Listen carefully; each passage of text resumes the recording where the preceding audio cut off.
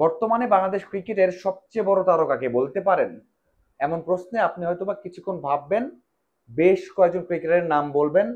তাসকিন, মুশফিক, মুস্তাফিজ অথবা মিরাজদের নাম বলবেন।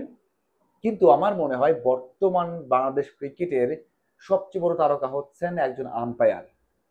এখন হয়তো বুঝতে পারছেন কার কথা বলছি। হ্যাঁ, শরফুদ্দৌলা সৈকতের কথা বলছি, যিনি আইসিসির এলিট প্যানেলে আছেন। বলা হয় যে 10 থেকে 11 জনের মধ্যে আছেন, কিন্তু দৃশ্যত অথবা যেটা কিনা সবাই বিশ্বাস করেন যে তিনি আইসিসির টপ 5 আম্পায়ারের মধ্যে আছেন। তাহলে এমন একজনকে আপনি বলবেন না যে বাংলাদেশের সেরা তারকা? আইসিসির যখন কথা হয়, আইসিসি কে নিয়ে যখন কোনো মিটিং হয় অথবা যে কোনো আলোচনা আসে, যে কোনো বিশ্বকাপ আসে, আইসিসির ইভেন্ট আসে, তখন কিন্তু তার কথা অবশ্যই আসে। তাহলে তিনি বাংলাদেশ ক্রিকেটের সবচেয়ে বড় তারকা নন? অবশ্যই। সেই তারকার সাথে যখন একজন ক্রিকেটার ঘরোয়া ক্রিকেটে খারাপ ব্যবহার করেন, যখন দেখে নেবেন, যখন বলবেন যে মুখ খুলবেন, যখন বলবেন যে তিনি আন্তর্জাতিক আম্পায়ার হলে আমিও আন্তর্জাতিক ক্রিকেটার, তাহলে তো তার সম্মানে লাগবেই। তারপরে কিন্তু ব্যক্তিগত কোনো আক্রমণ করেননি, যে নিয়ম আছে তার থেকে কম শাস্তি দিয়েছেন। তাহিদ হৃদয় যে কাজটা করেছেন মাঠে, তাতে 4 থেকে 5 ম্যাচ নিষিদ্ধ হন। কিন্তু বাংলাদেশ ঘরোয়া ক্রিকেটের কথা চিন্তা করে, মোহামেডানের যে অবস্থা, জাতীয় দলে বেশ কয়েকজন ক্রিকেটার গেছেন, তার কথা চিন্তা করে মাত্র 2 ম্যাচ নিষেধাজ্ঞা দেওয়া হয়েছিল, একেবারে কম। এরপরে আমরা যে জানতে পেরেছি সেটা হচ্ছে এই আম্পায়ার মানে বাংলাদেশের সেরা তারকা বলেছিলেন যে এর নিচে কমানো যাবে না, কারণ যে ব্যবহারটা করেছেন আরো বেশি হয়, কম দেওয়া হয়েছে।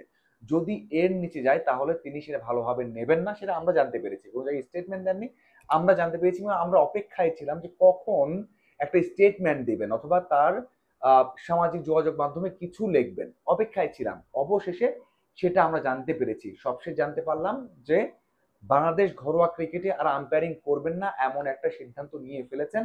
যে কোনো সময় সেই সিদ্ধান্ত জানিয়ে দেবেন এবং কথা বলেছেন বিসিবির সাথে এই বিষয় নিয়ে। তিনি আর ইন্টারেস্টেড না ঘরোয়া ক্রিকেটে আম্পায়ারিং করতে। দেখুন কি হয়েছে এটা, আপনি হয়তো বলবেন যে এটা তো হয়ে আসে, হতে পারে, কিন্তু এমন একজন আম্পায়ারের সাথে হয়েছে যিনি এখন অনেক টপ লেভেলে আছেন, যিনি এখন অনেক কিছুই সামাল দেন, যিনি অনেক কিছু বোঝেন।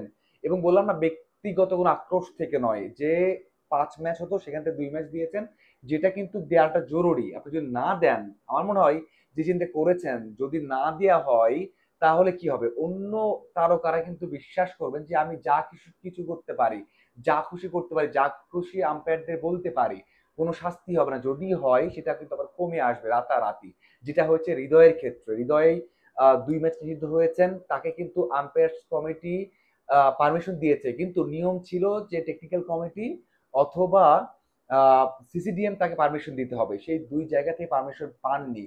শেষ পর্যন্ত আম্পায়ার্স কমিটি থেকে একটা কোনো মতে পারমিশন নিয়ে তাকে খেলিয়েছেন, যেটা কিন্তু নিয়মে নেই। এই যে নিয়ম ছাড়া খেলানো, সেটা কিভাবে সহ্য করবে, সেটা কিভাবে মেনে নেবেন, এই যে সম্মানে লেগেছে, সেটা কিন্তু কোনো আম্পায়ারের জন্য সুখকর নয়।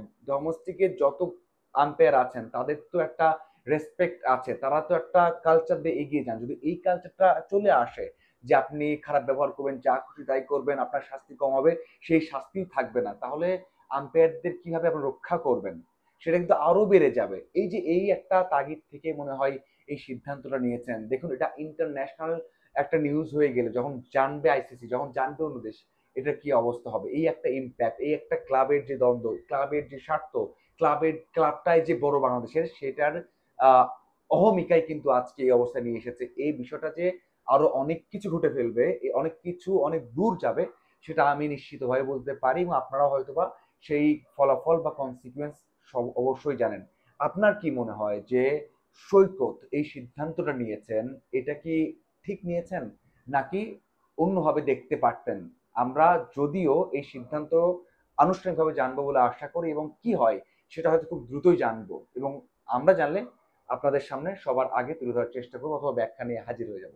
ধন্যবাদ সবাইকে সাথে থাকার জন্য।